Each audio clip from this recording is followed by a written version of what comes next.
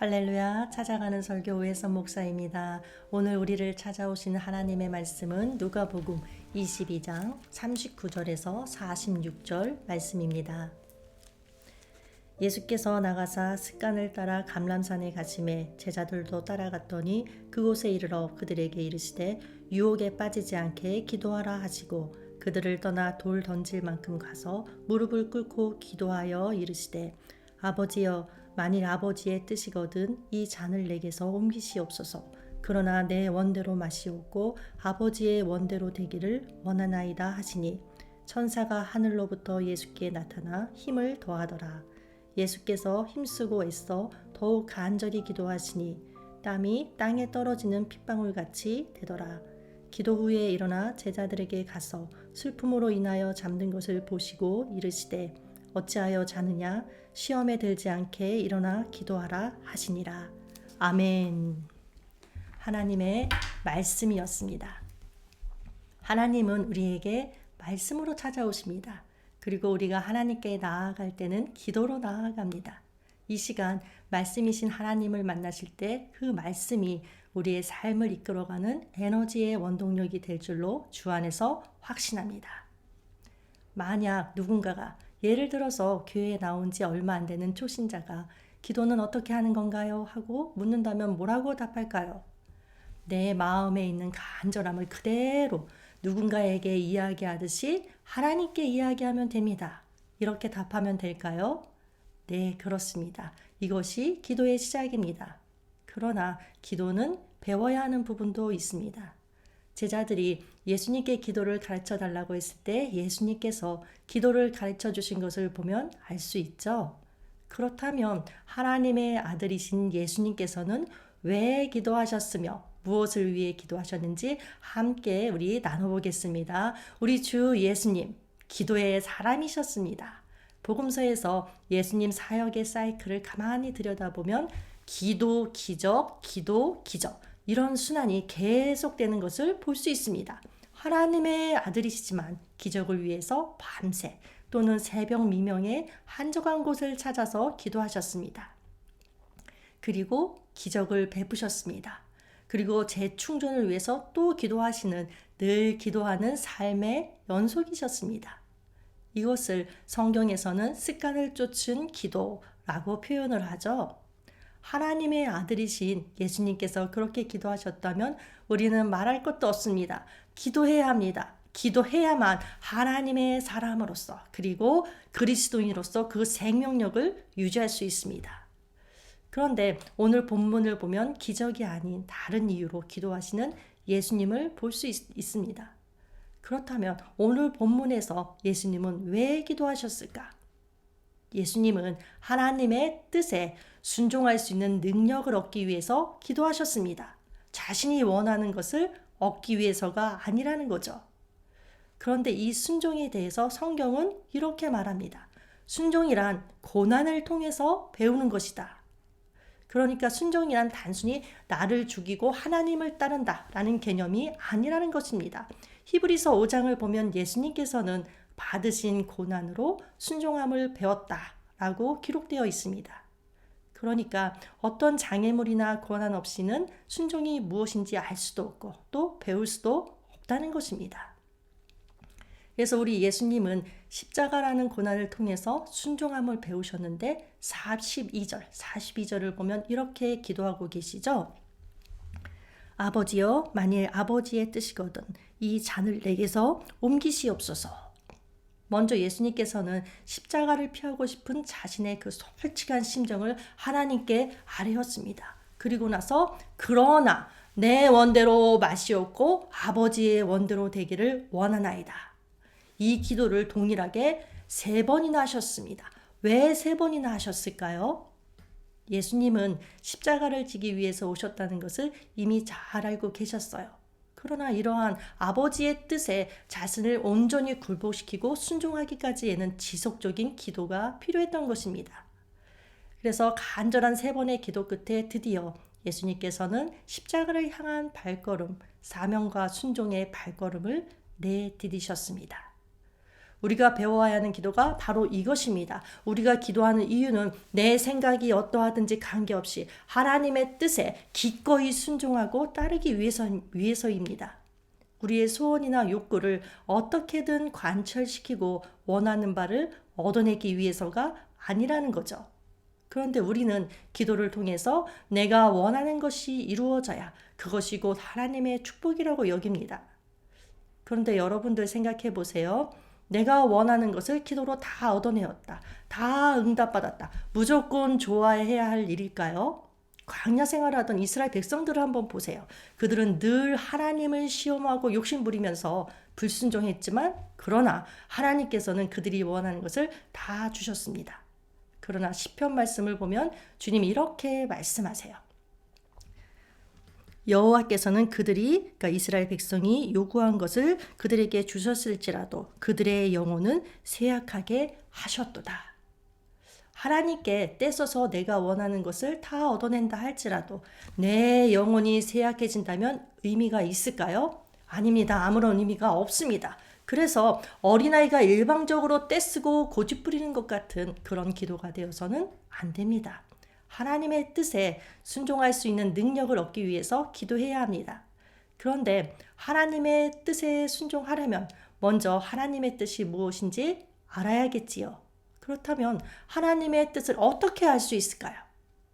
하나님의 뜻은 성경에 기록되어 있습니다. 그래서 성경을 나 스스로 읽고 묵상해서 그 말씀이 내 안에 들어와서 내 안에 머무르게 해야 합니다. 그리고 내 안에 있는 그 말씀이 실제로 나의 삶으로 연결될 수 있도록 다시 말하면 말씀대로 살기 위해서 기도해야 한다는 것입니다. 우리가 말씀을 잘 알면서도 말씀대로 살지 못하는 이유는 무엇이냐? 말씀대로 행할 능력이 없기 때문입니다. 우리는 흔히 세상에 강력한 유혹이 많아서 말씀대로 살기 어렵다고 합니다. 물론 뿌리치기 어려운 유혹이 많은 것은 사실입니다. 그러나 유혹 이전에 말씀대로 행할 능력이 나에게 없다는 것이 문제입니다. 그래서 말씀대로 살 수 있는 능력을 얻기 위해 기도해야 한다. 기도는 말씀에 순종하는 삶을 살 수 있도록 능력을 줍니다. 그런데 만약 기도 없이 말씀만 있다면 어떻게 될까요? 자신도 말씀대로 살지 못하면서 자기가 아는 그 말씀이 남을 판단하는 잣대가 됩니다. 그래서 다른 사람을 정죄하는 율법주의에 빠지게 됩니다. 반대로 말씀 없이 기도에만 매달린다. 그러면 기복신앙이나 신비주의에 빠지게 됩니다. 그래서 신앙생활은 말씀과 기도가 균형을 이루어야 하고 그래야 순종의 자리로까지 갈 수 있습니다. 그런데 여기서 우리가 짚어보아야 할 것, 우리가 말씀에 순종하게 해달라고 기도를 할까요? 안 할까요? 기도합니다. 그런데 문제는 기도하면서도 순종하지 못할 때가 더 많다는 겁니다. 그렇다면 예수님은 기도하시고 순종하셨는데 우리는 왜 잘 안 될까요? 이 지점에서 예수님 기도의 특징을 한번 배워볼게요. 예수님 기도의 특징 첫 번째 예수님의 기도는 성령님의 도우심이 있었습니다. 43절 말씀이죠. 천사가 하늘로부터 예수께 나타나 힘을 더하더라. 그렇다면 예수님은 어떻게 기도하셨길래 성령님의 도우심을 받으셨을까? 41절을 보니까 무릎을 꿇고 기도하여. 무릎을 꿇고 기도한다는 것은 간절한 기도의 모습입니다. 예수님께서 간절히 기도하셨을 때 하나님께서는 예수님을 홀로 두지 않으셨습니다. 성령님을 보내주셨고 예수님은 그 성령님의 도우심으로 한층 더 깊은 간절한 기도로 들어가셨습니다. 그 간절함의 정도가 어느 정도였는가? 44절 말씀을 보니까 예수께서 힘쓰고 애써 더욱 간절히 기도하시니 땀이 땅에 떨어지는 핏방울같이 되더라. 이 간절한 예수님의 기도를 히브리서에서는 이렇게 표현합니다. 그러니까 예수님이죠. 예수님은 육체에 계실 때에 자기를 죽음에서 능히 구원하실 이에게 심한 통곡과 눈물로 간구와 소원을 올렸고, 예수님은 하나님께 심한 통곡과 눈물로 기도하셨습니다. 여기에서 우리가 알 수 있는 것, 간절함이 곧 기도의 능력이다. 왜냐하면 간절함을 통해서 성령님의 도우심이 오고 그 성령님의 도우심으로 더 간절하게 더 깊게 기도할 수 있기 때문에 그렇습니다. 그리고 깊은 기도로 들어가면 어떻게 될까요? 하나님과 마음이 통하게 됩니다. 그러면 하나님의 마음이 내 안으로 들어와서 내 안에 하나님의 마음이 채워집니다.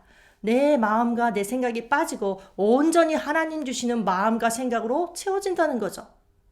그렇게 되면 어떻게 될까요? 사람은 누구나가 다 자기가 가지고 있는 생각대로 말하고 행동하게 되어 있습니다. 그래서 내 안에 하나님의 마음이 가득 차 있기 때문에 저절로 순종의 자리로 가게 된다는 것입니다. 순종에 있어서 우리가 갈등하는 것은 왜냐? 내 마음과 내 생각 가운데 하나님의 뜻이 아닌 다른 요소가 끼어 있기 때문에 그렇습니다. 그래서 우리 주님 말씀하시죠. 빌립보서 2장 5절에서 너희 안에 그리스도 예수의 마음을 품으라. 자, 그런데 우리가 기도 생활을 하다 보면 느끼는 것이 있습니다. 내가 분명히 기도에 의욕이 있음에도 불구하고 간절하게 기도하는 것이 생각처럼 쉽지만은 않습니다. 왜 그럴까요? 자, 우리는 죄 많은 세상 가운데 살고 있기 때문에 이미 영적인 공해로 우리의 마음이 가득 차 있어서 그렇습니다. 그래서 기도할 때 가장 먼저 성령님께서 나의 기도를 도와주시기를 위해서 간구해야 합니다. 그러면 처음에는 대체적으로 내 머리로 생각하고 판단해서 말하는 기도만 나온다 할지라도 어느 정도 기도가 들어가기 시작하면 나 외에 다른 어떤 요소가 개입되고 있다는 것을 느낍니다. 그것이 바로 성령님의 도우심과 인지하심이죠. 이때 머리의 기도가 가슴의 기도로 변하면서 비로소 하나님과 교감이 이루어지기 시작합니다. 나의 마음과 하나님의 마음이 통하면서 주님의 마음이 내 마음으로 들어와서 주님과 같은 마음이 됩니다. 이것은 오로지 성령님의 도우심만으로 가능한 일이죠. 그래서 우리 주님 명령하십니다. 성령 충만 받으라. 우리 예수님 누구십니까? 하나님의 아들이십니다. 그럼에도 불구하고 당신 스스로의 힘과 능력으로 아무것도 하지 않으시고 모든 일에 성령님의 도우심을 받습니다. 태어나실 때도 성령으로 잉태되셨고 기도하실 때도 성령님의 도우심을 받으셨습니다. 많은 표적과 기적을 일으키실 때도 스스로 하지 않으시고 성령의 도우심으로 행하셨습니다. 심지어 흠없는 자기를 아버지께 드림, 즉 십자가를 지심도 성령으로 말미암아 하셨다고 합니다.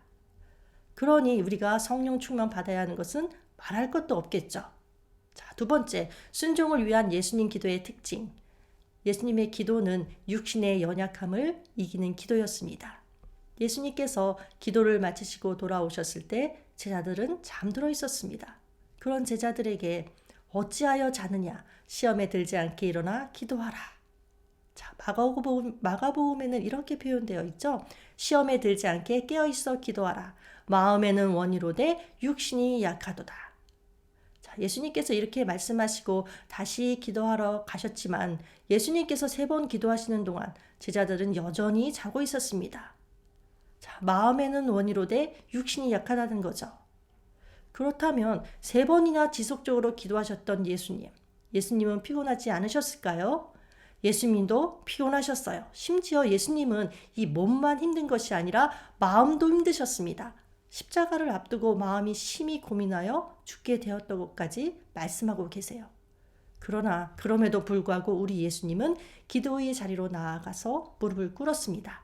그리고 땀이 땅에 떨어지는 핏방울 같이 될 정도로 힘쓰고 애써 간절히 기도하셨습니다. 히브리서에서는 자기를 죽음에서 능히 구원하실 이에게, 즉 하나님께 심한 통곡과 눈물로 간구와 소원을 올려드렸다고 합니다. 이렇게 육신의 연약함을 무릅쓰고 기도하셨던 예수님, 그리고 연약함을 이기지 못하고 자버렸던 제자들, 나중에 엄연한 차이가 납니다. 자, 베드로 볼까요? 베드로가 만약 이날 주님과 함께 기도했다면 주님을 3번씩이나 부인하지 않았을 것입니다. 우리는 이러저러한 이유로 기도하지 못할 때 또는 기도가 잘 되지 않을 때 흔히 하는 말이 있습니다. 사단의 방해 때문이다. 물론 사단의 방해로 기도가 눌릴 때가 분명히 있습니다. 그러나 자신의 육신의 연약함을 이기지 못하고 기도하지 못할 때 이것을 사단의 방해 공작이라고 하면서 사단 탓을 하면 될까요? 자, 이것은 사단의 방해 공작 때문이 아니라 자기 스스로 자식이 자신과의 싸움에서 진 것입니다. 그러니까 우리가 신앙생활함에 있어서 가장 큰 적은 내 외부에, 내 바깥에 있는 것이 아니라 결국은 나 자신이라는 것을 우리는 명심해야 합니다. 우리가 신앙의 연륜이 어느 정도 되면 어떻게 사는 것이 하나님의 뜻인지 대체적으로 압니다. 그러나 기도하지 않으면 하나님의 뜻을 알면서도 순종하지 못하고 갈팡질팡하게 됩니다. 확고하지 못하니까 자꾸 흔들리게 됩니다. 그러면 신앙생활이 어떨까요? 힘겨워지고 결국 한탄을 하게 됩니다. 내가 사는 것도 힘든데 믿는 것까지 힘들다. 자, 이렇게 되면 얼마나 비참한 인생일까요? 우리가 걸어가는 인생길 분명 울퉁불퉁합니다. 쉽지 않습니다. 그러나 그럼에도 불구하고 하나님 앞에 내 영혼이 확정되고 확정되었사오니 라는 고백과 함께 주 앞에서 걸어갔으면 좋겠습니다. 바쁘고 힘든 생활 속에서 내 육신의 연약함을 이기고 말씀 앞으로 그리고 기도의 자리로 나아가서 성령님의 도우심을 받는 삶을 살아가게 되기를 원합니다. 그래서 내 힘과 내 능력으로가 아닌 성령님의 도우심으로 하나님의 뜻에 순종하며 살아가는 삶. 그래서 이 세상 가운데 하나님의 나라를 이루고 확장해가는 하나님의 사람으로 쓰임받기를 주 안에서 축복합니다. 아멘. 자, 이제 기도하겠습니다. 하나님 아버지, 내 생각과 내 뜻을 간절시키기 위하여 또 내가 원하는 것을 얻기 위하여 기도하는 것이 아니라 하나님 말씀에 순종할 능력을 얻기 위해서 기도하는 것이라 오늘 배웠습니다. 또한 성령 안에서 성령의 도우심을 받는 기도가 되어야 순종의 능력을 얻을 수 있음도 배웠습니다. 주님, 우리 모두가 육신의 연약함을 이기고 기도의 자리로 나아가서 성령 안에서 기도하는 자가 되게 하여 주시옵소서. 그리하여 하나님 말씀에 순종하며 하나님의 뜻을 이루는 인생이 되도록 은혜 베풀어 주시옵소서. 예수님의 이름으로 기도합니다. 아멘.